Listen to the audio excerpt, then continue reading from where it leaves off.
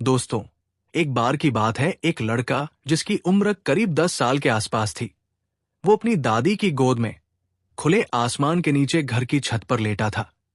रात का समय था और उसकी दादी उसे कहानी सुना रही थी, सितारों की दुनिया की, जिसमें आकाश में दिखने वाले चांद तारों का जिक्र हो रहा था। और वो लड़का उस कहानी में इतना डूब गया कि उसने अपनी दादी से पूछा कि दादी, क्या मैं भी आसमान में जा सकता हूं? इस पर दादी ने खुश होकर बोला कि अगर तू चाहे तो सब मुमकिन है। अब आप सोच रहे होंगे कि इसमें क्या खास है। ये तो आमतौर पर सभी के बचपन में होता है, जिसमें उन्हें खुश करने के लिए दादी ऐसा बोल देती है। लेकिन आगे की कहानी सच में इंस्पायरिंग है, क्योंकि उस लड़के के दिमाग में वो बात बैठ गई जो उसकी दादी ने बोला था। उसने सोच लिया कि मुझे एक दिन स्पेस में जाना है, और इसी सपने के साथ वो बड़ा होता है। और उसे पूरा करने के लिए उसने 3 अप्रैल 1984 को सुबह के समय 2 रूस के अंतरिक्ष यात्रियों के साथ अपनी उड़ान भरी, और इसी के साथ वो बन जाता है पहला भारतीय अंतरिक्ष यात्री। दोस्तों, इनका नाम है विंग कमांडर राकेश शर्मा, जिनका जन्म 13 जनवरी 1949 को पंजाब के पटियाला जिले में हुआ था। कहा जाता है कि वो बचपन में भी जब अपने स्कूल में दोस्तों के साथ बात करते तो वो कभी कभी बोलते कि देखना, मैं एक दिन आसमान में जाऊंगा। आगे जाकर वो इंडियन एयरफोर्स में पायलट बनते हैं। उन्होंने उस समय के फाइटर जेट जैसे कि मिग-21 को उड़ाया था।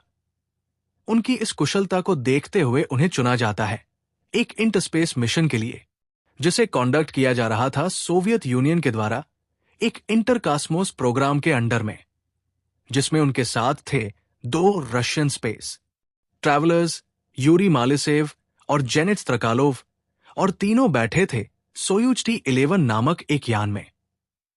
और इन सबने उड़ान भरी कजाखस्तान के बैकोनूर स्पेस स्टेशन से 3 अप्रैल 1984 को।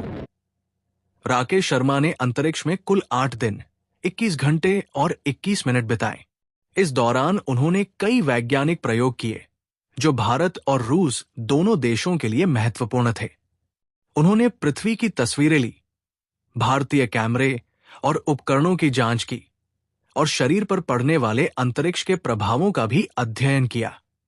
अंतरिक्ष में रहते हुए राकेश शर्मा ने भारत की उस समय की प्रधानमंत्री इंदिरा गांधी और इसरो के वैज्ञानिकों से लाइव वीडियो कॉन्फ्रेंस के जरिए बात की। स्क्वाड्रन लीडर राकेश शर्मा, सारे राष्ट्र का ध्यान आपके तरफ है और हम सब आपको बधाई देते हैं। यह एक ऐतिहासिक कदम है। मेरी आशा है कि इससे हमारा देश अंतरिक्ष के प्रति जागरूक होगा और साथ ही हमारे युवकों को साहसिक कार्य करने की प्रेरणा मिलेगी। प्रश्न तो आपसे बहुत से पूछने हैं, लेकिन थोड़े से पूछती हूँ।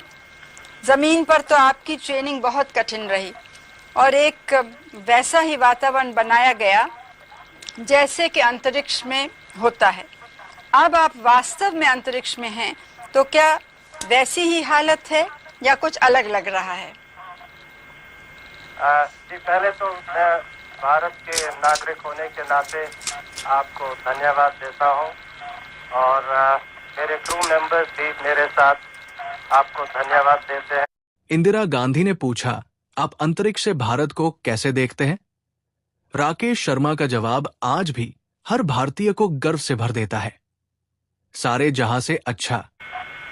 ऊपर से भारत कैसा दिखता है आपको? जी, मैं बगैर किसी झिझक के कह सकता हूँ कि सारे जहां से अच्छा। 10 अप्रैल 1984 को राकेश शर्मा सफलतापूर्वक धरती पर लौटे।